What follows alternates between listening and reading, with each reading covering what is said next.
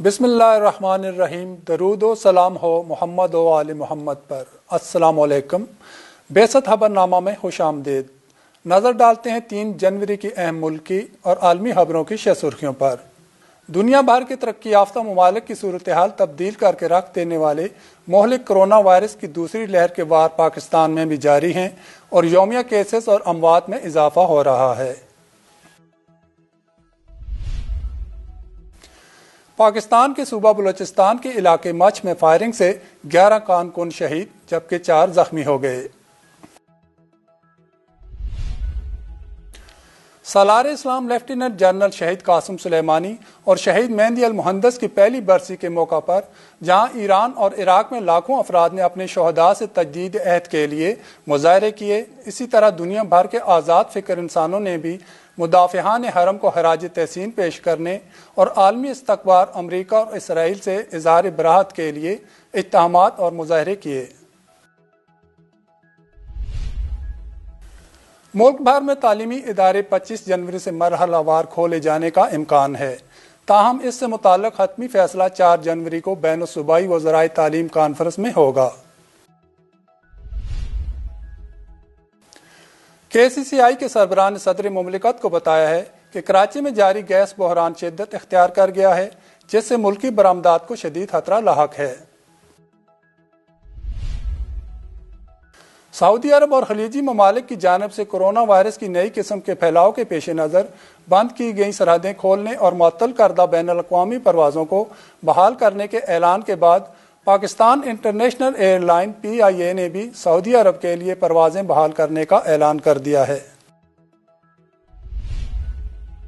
یمن کے ساحلی شہر کے ایک ہال میں شادی کی تقریب کے دوران بمباری کے نتیجے میں 5 خواتین جاں بحق اور بچوں سمیت 7 افراد زخمی ہو گئے۔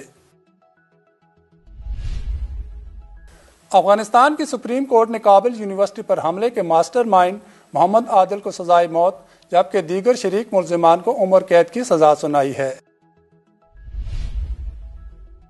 غاصب صہیونی حکومت کے وزیر اعظم نیتن یاہو کے خلاف مظاہروں کا سلسلہ بدستور جاری ہے اور اس میں ہر گزرتے دن کے ساتھ جہاں شدت آ رہی ہے، وہیں مظاہرین نے اس عزم کا اظہار بھی کیا ہے کہ وہ نیتن یاہو کے مستعفی ہونے تک چین سے نہیں بیٹھیں گے۔ اور رہبر معظم انقلاب اسلامی حضرت آیت اللہ العظمیٰ سید علی خامنہئی نے حوزہ علمیہ قوم کے ممتاز عالم دین، فقیہ مجاہد اور متحد مرحوم آیت اللہ محمد تقی مصباح یزدی کے انتقال پر تعزیتی پیغام ارسال کیا ہے۔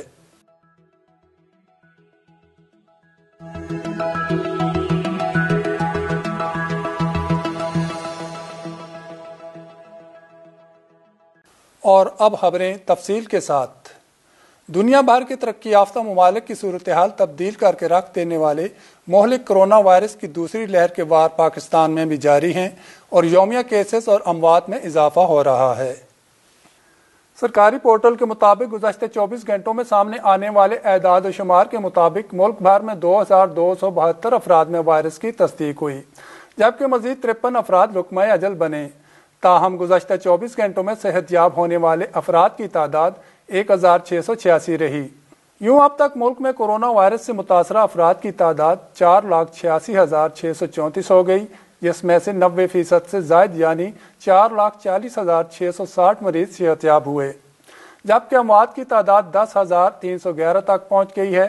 اس طرح ملک میں فعال کیسز کی تعداد 35,663 رہ گئی۔ پاکستان کے صوبہ بلوچستان کے علاقے مچھ میں فائرنگ سے 11 کارکن شہید جبکہ 4 زخمی ہو گئے۔ DC کچھی مراد کانسی کے مطابق فائرنگ کا واقعہ مچھ کے علاقے گشتری میں پیش آیا۔ علاقے کو گھیرے میں لے کر سرچنگ اور سویپنگ کا عمل جاری ہے۔ ریسکیو ذرائع کے مطابق کارکنوں کی میتوں اور زخمیوں کو مچھ سے لانے کے لیے ایمبولینسیں کوئٹہ سے روانہ کی گئیں۔ ابتدائی تحقیقات میں یہ انکشاف ہوا ہے کہ حملہ آوروں نے کارکنوں میں سے شیعہ ہزارہ کمیونٹی سے تعلق رکھنے والوں کو شناخت کر کے الگ کیا اور انہیں دور لے جا کر شہید کر دیا جبکہ دیگر کو نقصان نہیں پہنچایا۔ تاہم ابھی تک اس واقعے کی ذمہ داری کسی نے قبول نہیں کی ہے۔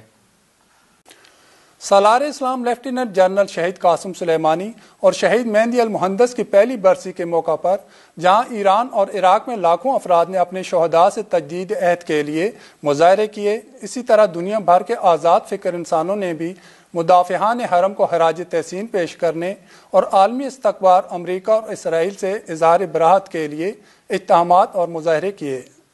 عراق، شام، لبنان، یورپی ممالک، ہندوستان اور پاکستان سمیت دنیا کے متعدد ممالک میں جنرل قاسم سلیمانی اور ان کے ساتھیوں کی شہادت کی برسی منائی جا رہی ہے۔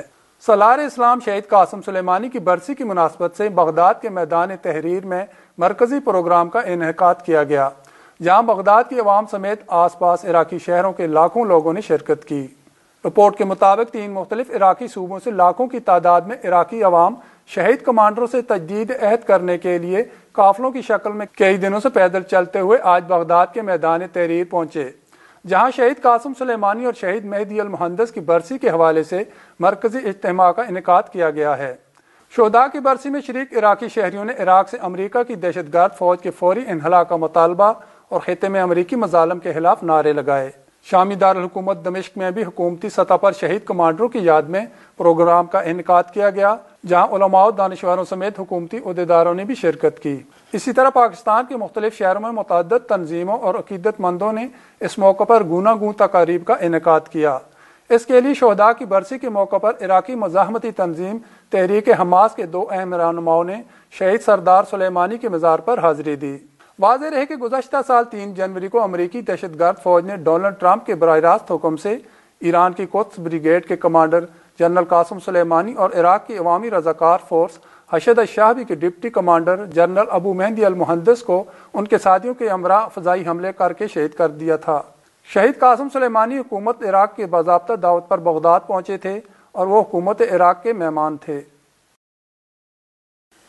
ملک بھر میں تعلیمی ادارے 25 جنوری سے مرحلہ وار کھولے جانے کا امکان ہے، تاہم اس سے متعلق حتمی فیصلہ 4 جنوری کو بین الصوبائی وزرائے تعلیم کانفرنس میں ہوگا۔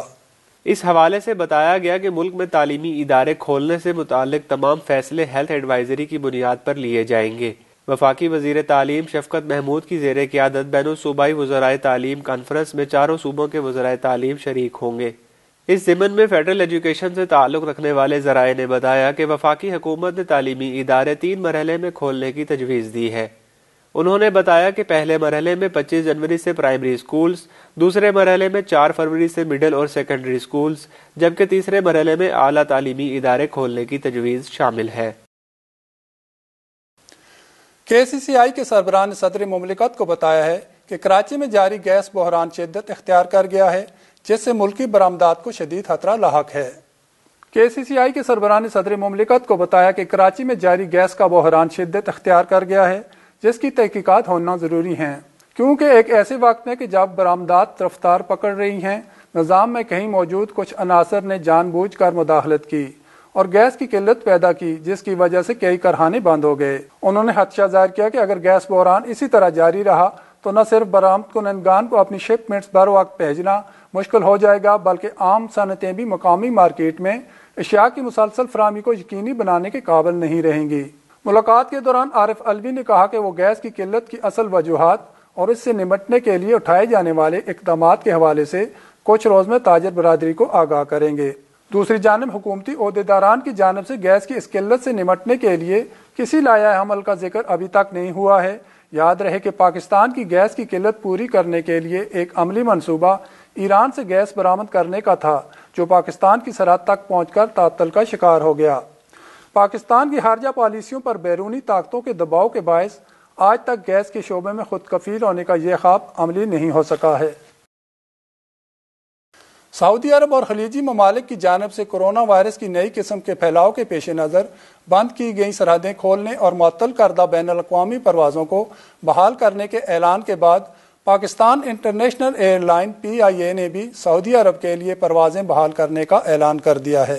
عرب میڈیا کے مطابق کورونا وائرس کی نئی شکل سامنے آنے کے بعد سعودی عرب نے بیرون ملک آمد و رفت پر پابندی عائد کر دی تھی، جو اب ختم کر دی گئی ہے، اور ساتھ ہی بین الاقوامی پروازیں بھی بحال کر دی گئی ہیں اور سمندری راستوں سے بھی آمد و رفت بحال کر دی گئی ہے۔ واضح رہے کہ سعودی حکومت کی جانب سے یہ پابندی 20 دسمبر کو 1 ہفتے کے لیے لگائی گئی تھی، تاہم اسے مزید 1 ہفتے کے لیے بڑھا دیا گیا تھا۔ سعودی عرب کے علاوہ کویت اور عمان نے بھی اس قسم کی پابندیاں عائد کی تھی، جنہیں حال ہی میں ہٹایا گیا ہے۔ تاہم بیان میں کہا گیا ہے کہ برطانیہ، جنوبی افریقہ اور کسی بھی ایسے ملک کے جہاں کورونا وائرس کی نئی قسم پھیل رہی ہے، ان سے آنے والے مسافروں پر مزید پابندیاں عائد ہوں گی۔ مذکورہ بالا ممالک سے آنے والے افراد کو سعودی عرب میں داخل ہونے سے قبل لازمی کسی دوسرے ملک میں 14 روز گزارنے اور کورونا وائرس کا منفی ٹیسٹ دکھانا ہوگا۔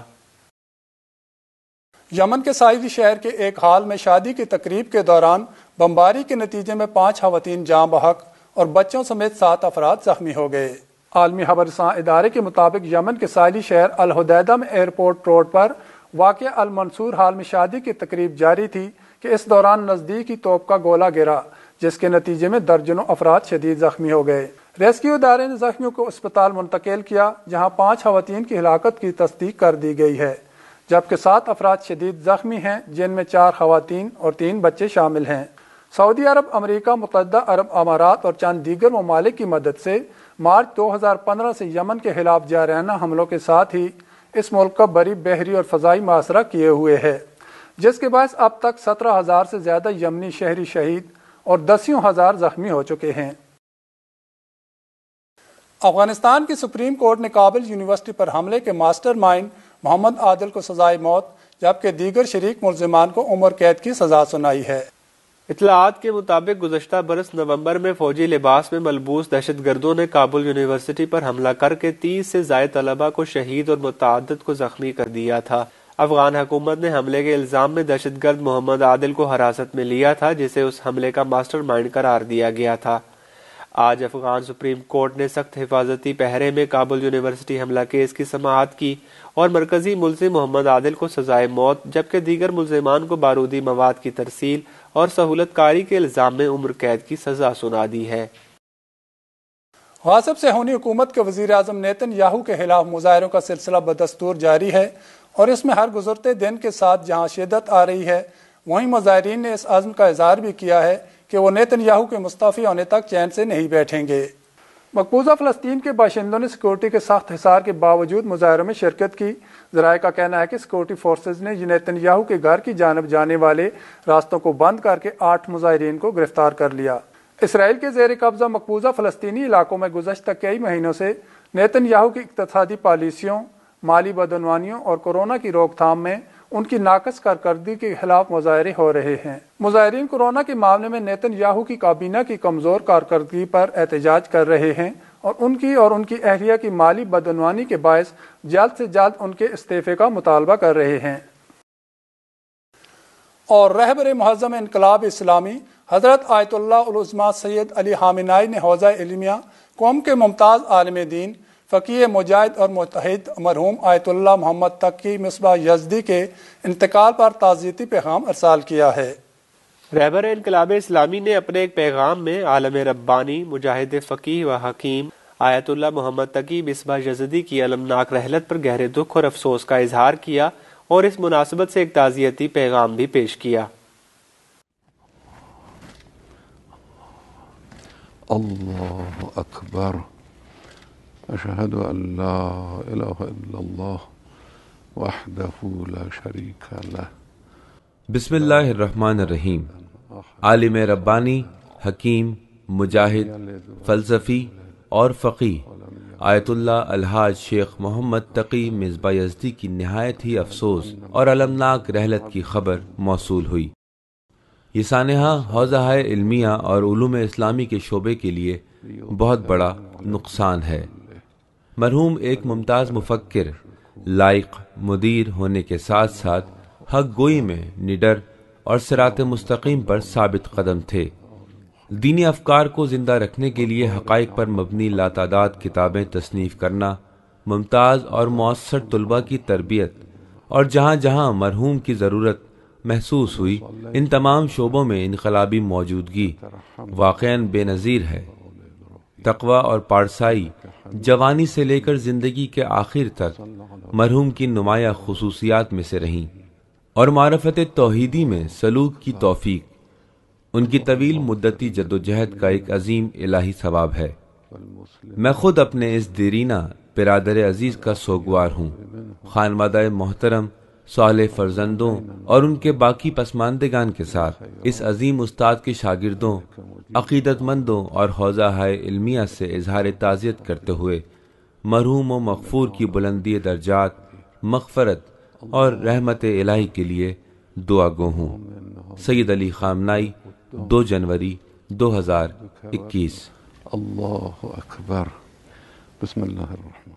اب تک کے لیے اتنا ہی۔ اگلے خبر نامے تک کے لیے اجازت دیجیے۔ دیکھتے رہیے بعثت تعلیمی ٹی وی چینل۔ اللہ حافظ۔